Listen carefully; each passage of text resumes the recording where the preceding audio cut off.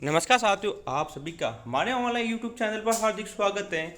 प्रिय विद्यार्थियों, आज हम बात करेंगे राजस्थान लोक सेवा आयोग अजमेर द्वारा RSP 2023 के अंतर्गत राजस्थान ज्योग्राफी से पूछे गए सवालों की। यानी कि राजस्थान भूगोल के कौन कौन से सवाल RSP 2023 के अंतर्गत पूछे गए हैं, उन सभी सवालों की हम बात करने वाले हैं। तो इस वीडियो को शुरू से लगाकर अंत तक आप पूरा देखें ताकि आपको RSP 2023 में पूछे गए राजस्थान ज्योग्राफी के सवाल अच्छी तरह से समझ में आ जाए। यदि आप हमारे चैनल पर नए हैं तो सबसे पहले हमारे चैनल को सब्सक्राइब करें ताकि आपको विभिन्न एग्जामों में पूछे गए राजस्थान इतिहास, भूगोल, संस्कृति जितने भी सवाल हैं वो आपको समय पर मिलते रहे। तो शुरू करते हैं हम अपनी आज की क्लास और देखते हैं राजस्थान के भूगोल के सवाल जो कि RS के अंतर्गत पूछे गए हैं। तो देखिए पहला सवाल है, ये रहा पहला सवाल, देखिए आराम से, कि निम्नलिखित में से कौन से जिलों का समूह प्राप्त मानसूनी वर्षा की मात्रा के अनुसार अवरोही क्रम में सही ढंग से व्यवस्थित है। कौन सा क्रम पूछा गया है? अवरोही क्रम पूछा गया है। ठीक है, तो इसका राइट आंसर होगा ऑप्शन ए। साथियों क्या होगा? ऑप्शन ए, धौलपुर, राजसमंद और जालोर। आगे चलते हैं, दूसरा सवाल है, देखिए निम्नलिखित में से किन तीन नदियों के संगम को त्रिवेणी कहा जाता है? जब तीन नदियां मिलेगी तो कौन सी ऐसी तीन नदियां जो मिलने पर त्रिवेणी कहलाएगी? तो इसका राइट आंसर होगा ऑप्शन ए, बनास, मेना और बेडच। इन तीनों के मिलान चिन्ह को क्या कहा जाता है? त्रिवेणी कहा जाता है। ठीक है, आगे चलते हैं अगले सवाल की तरफ। देखिए पांचवा सवाल, भारत राज्य वन रिपोर्ट 2021 के अनुसार वनस्पति आवरण के संदर्भ में वन क्षेत्र 16,656 वर्ग किलोमीटर हैं और राजस्थान के भौगोलिक क्षेत्र का खाली जगह प्रतिशत है। तो इसका राइट आंसर होगा ऑप्शन फॉर 4.87। कितने परसेंट है? 4.87। एंड राजस्थान को भौगोलिक क्षेत्र पर इसका कुल कितना होगा? 4.87। ठीक है, अगले सवाल की बात करते हैं। ये भारत का है, ये देखिए अपना, हाँ, चुकंदर पर आधारित प्रथम चीनी उद्योग स्थापित हुआ था। कहाँ पे, कौन से जिले में हुआ था?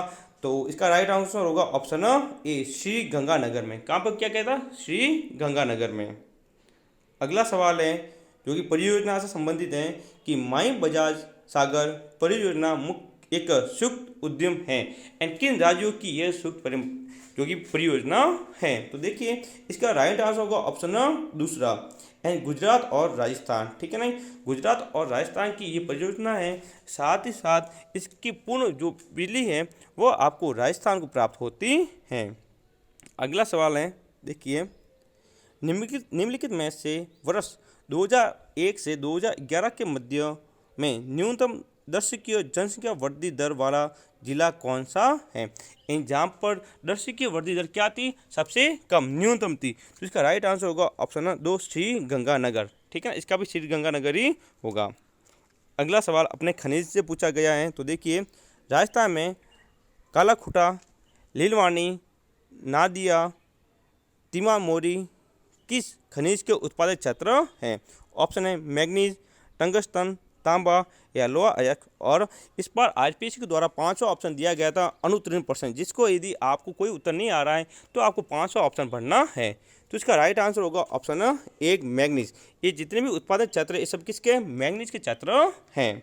ठीक है, अगला सवाल देखिए, काली सिंधी सुपर ताप बिजली स्टेशन अवस्थित है, यानी किस जिले के अंतर्गत काली सिंधी सुपर ताप बिजली स्टेशन है?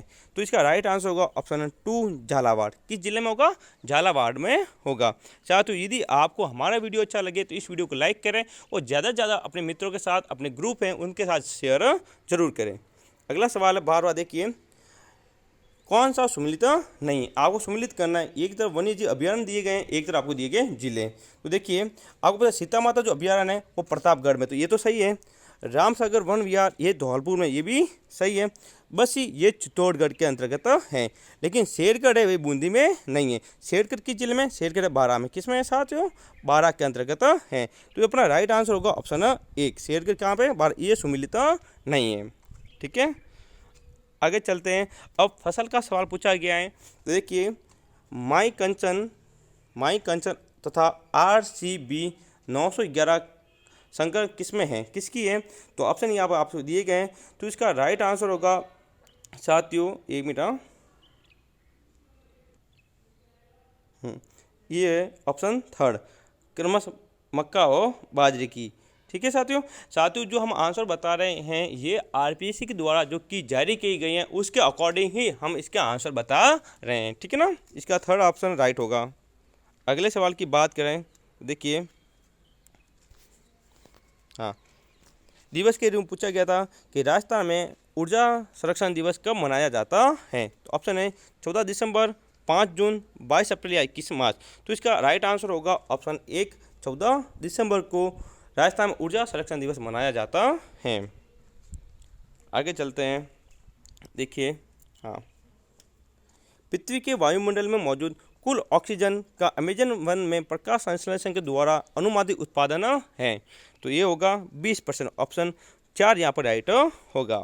ठीक है ना, ये सवाल बहुत बार एग्जाम पूछा गया था, तो इस बार वापस आ चुका है कि राष्ट्रीय उन अनुसंधान केंद्र स्थित हैं किस जिले के से, आप सबको पता है कहाँ पे, बीकानेर के अंतर्गत। तो इसका थर्ड ऑप्शन यहाँ पर राइट होगा।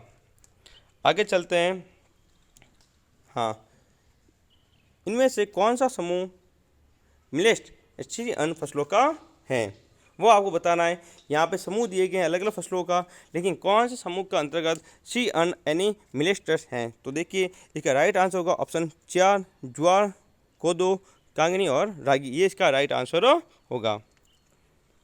आगे चलते हैं,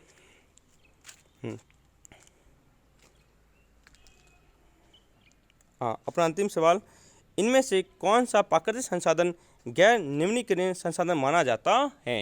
एंड गैर निम्नीकरणीय संसाधन कौन सा है? वो होगा जीवाश्म ईंधन, ऑप्शन 2। ठीक है, तो साथियों ये तो अपने ज्योग्राफी के अंतर्गत पूछे गए सवाल जिनकी हमने यहाँ पर बात की है। ज्योग्राफी के अंतर्गत जो सवाल पूछे गए थे RSP 2023 के अंतर्गत सारे सवालों की हमने बात की है। साथियों, इस वीडियो की PDF आपको हमारे Telegram channel NCERT GK with I मिल जाएगी, जिसका लिंक नीचे दिया गया है। तो आप अभी हमारे टेलीग्राम चैनल को ज्वाइन करें और हमारे चैनल को सब्सक्राइब जरूर करें। मिलेंगे हम अगले वीडियो में, तब तक के लिए जय हिंद, जय भारत।